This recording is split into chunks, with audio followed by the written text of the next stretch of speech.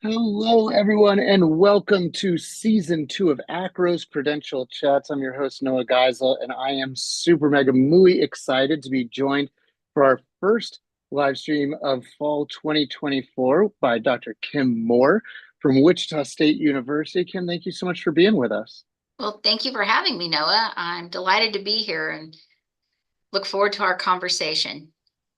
Yeah, and for any of the AACRAO folks who aren't familiar with Kim, Kim is definitely not new to this space. She's been leading and learning in this space for several years now. You can find webinars with One Ed Tech, with Witchy, for the Badge Summit, all over the place. Kim has been a real thought leader for helping us learn and grow. And for our AACRAO members in the state of Kansas, she just shared before we went live, she's going to be joining at your state level conference this year, sharing some of her genius as well. And Kim, we brought you on to kick off this season to talk about this new Trust Ed Micro Credentials Coalition. And so, for any of our live or viewers watching this on demand, can you share just a little bit of just what is the Trust Ed Micro or the Micro Trust Ed Micro Credentials Coalition? Right. Well, thank you, Noah. So, those of us that have been in this space for a long time, and for me, that's been since 2015, know that everyone is issuing micro credentials. And there's been real inconsistency in the rigor and the data quality and the understanding of what credentials mean. It seems like you get a credential and a badge for everything that you do. And really, what does it mean? So if you have an iFit and you get a mountain climbing badge, does that mean you can climb a mountain? Or does that just mean that you walked so many steps and they're rewarding your efforts by giving you a badge? Um, so this inconsistency has been a real problem in this space because no one really knows um, how these credentials and why the credentials were issued. So employers are very skeptical of these credentials because they don't know if these credentials really have value in the marketplace. So in order to address this issue, One Ed Tech brought together a group of stakeholders and formulated the Trust Micro Credentials Coalition, of which I'm a founding member of. And it's really comprised of people from industry, from K-12, higher ed, and we've all come together to really try to work on some commonalities that will lend credibility to the issuing of micro credentials. And we really want people to have trust, there to be trust and transparency. And also, we want micro credentials to be portable. And so that wherever you go, earners have license over their credentials and that those credentials will be valued in a multitude of different places. Yeah, and as you said, it is, K-12, higher ed organizations, industry partners like Walmart and Google, I'm seeing are signatories. Also, AACRAO is the first one Yes. listed, although that could be an alphabetical thing, but we're going to say it's just because AACRAO is so awesome. They're the first ones listed as the Trusted Micro-Credential Coalition members. And, something that you really hit on that I think will resonate with AACRAO members is that I think what you said was, quote, understanding of what it means. And one of the things that I heard you say was transparency. At the end of the day, what this is really about, this Trusted Micro Credentials Coalition, is having frameworks that create transparency into what credentials are credentialing. Is that about right? Yes, absolutely. There needs to be transparency because without transparency, there will not be value. And without value, why are we doing this? Mm, I love that. And are you able to give some examples of, so as folks think about, okay, so we're going to have some frameworks to lean on for what it means. What does that look like? So, what the framework is really what we've been working on, and we're in the process of building out the framework for how do we define what a trusted micro credential is. And at this point, I was going to do a quick share. Absolutely. Um, can you see my screen one? should say trusted. Oops, I didn't hit the share button. There we go. That would help if I shared. So here's the framework design checklist. And we're going to go quickly through it because it can be just a bit overwhelming. But you see that we identify skills. So what are the skills represented in a credential? Excuse me. Framework alignment. Does this align to a framework?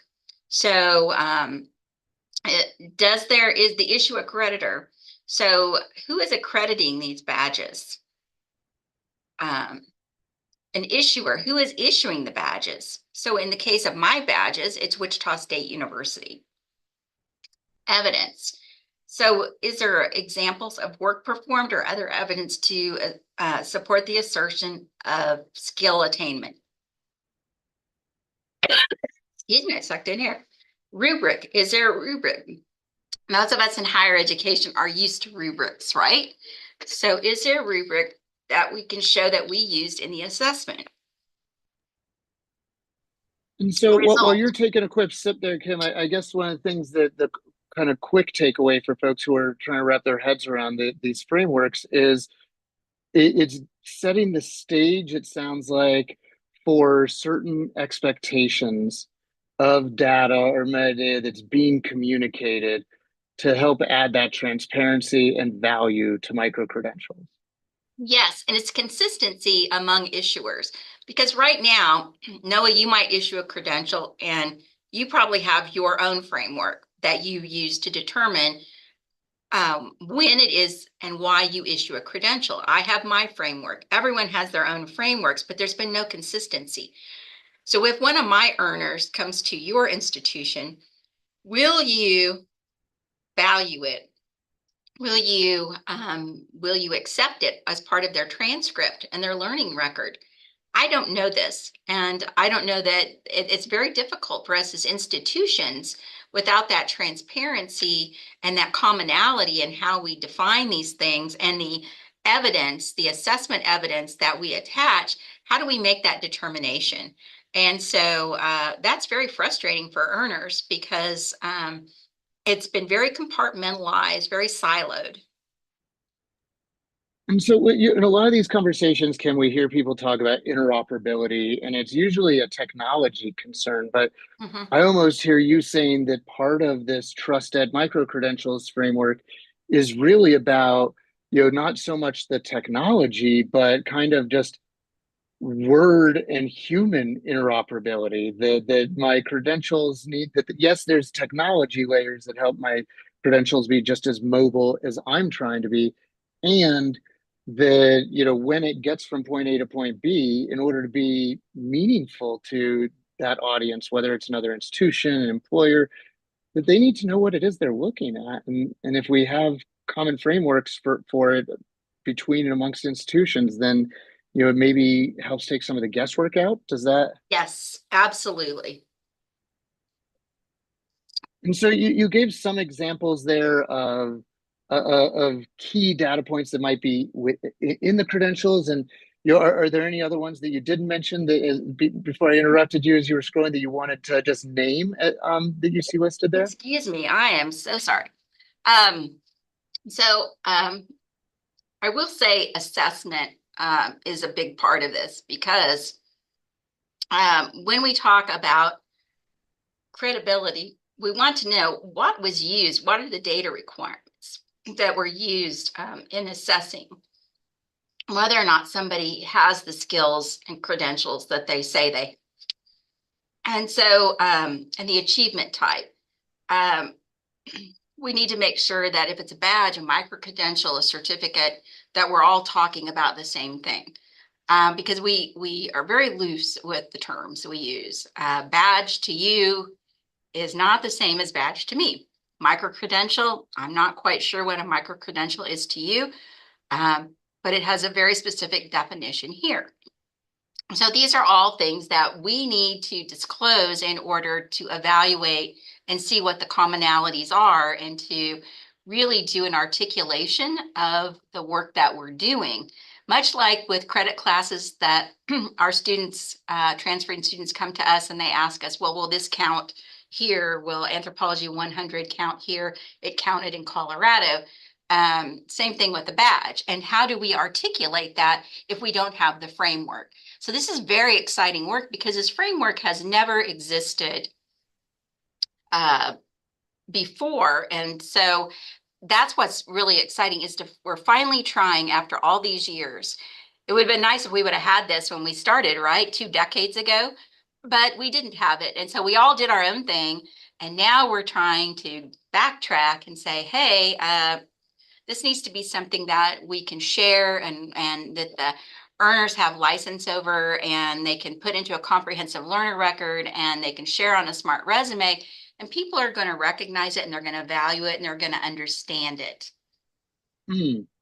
And you hit on just some major themes there that we really noticed popping up in season one was, a big part of why this is so important and where all this stuff goes is credentials being operationalized and actually used after they're issued frequently by both the earners and consumers. You said something else there that made me wonder if also a high level takeaway might also be around that figuring out what it means. The framework allows us to establish interpretation, if you will, that we don't necessarily, that it's okay maybe for our organizations to have a different definition of a certificate, of a badge, of a micro credential. However, if we do have standardization around a shared framework, I'm picturing, when I call my friend in England and, he's talking about football, I'm talking about soccer. He says it's played on a pitch, I say a field.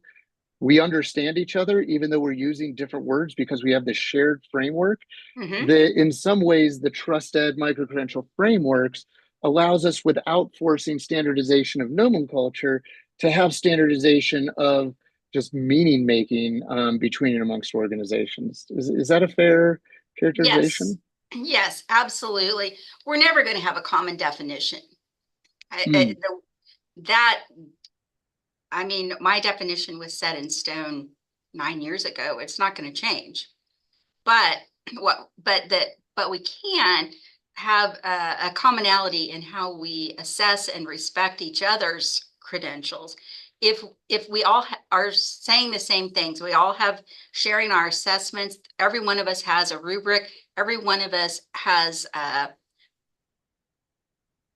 discloses who the issuing agency is. We share endorsements by perhaps industry partners. There are so many things that are common to the work that we do. We might not call it the same thing necessarily, and we might define it a little bit differently, but really the nuts and bolts are there, the commonalities. When we issue within educational institutions, when we issue a credential, we all have skills that we identify and that we define and that we measure. We might not measure them the same way, might not define them the same way, but these are all common elements that we can have associated with any credential. mm. And I guess where does this go, Kim? Like, so you're probably in Wichita State, one of the first, micro credentials that will be, I guess, recognized as, or the credential will be itself credentialed Yes. as a trusted micro credential. Is it analogous to blue check marks on social media profiles that organizations will be able to join the coalition, and if their credentials meet the minimum metadata requirements of the framework, that they can, in a sense, kind of have their own blue check mark on their Yes, credentials that adds absolutely. trust? So I would encourage any of the listeners, if they're curious, to go to the One Ed Tech website and the Trust Ed Micro Credential. You can join the coalition and be a part of the work that's going on. And I do believe AACRAO, as you said, is part of that effort. So, I mean, anybody can be a part of it. You can join in the effort. Um, and so, it is something that eventually there will be some type, I'm not sure what it's going to look like, but it will be something that goes on a credential that shows that it's trusted or not. And so that will be the check mark that this has met all the criteria of the framework for a trusted micro credential.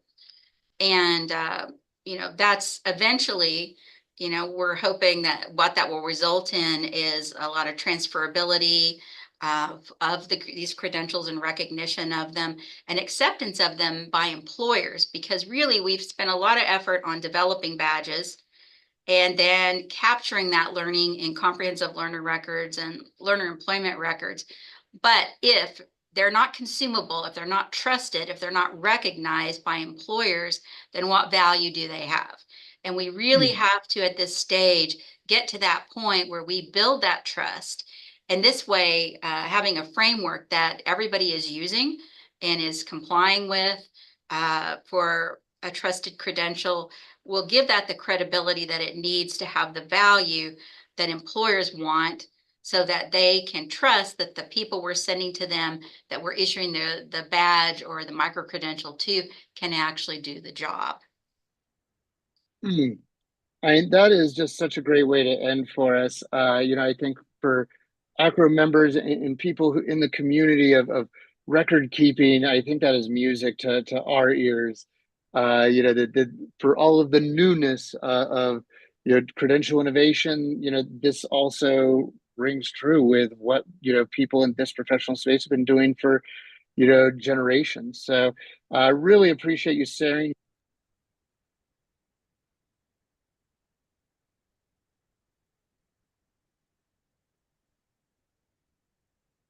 Really appreciate you sharing your time and expertise with us.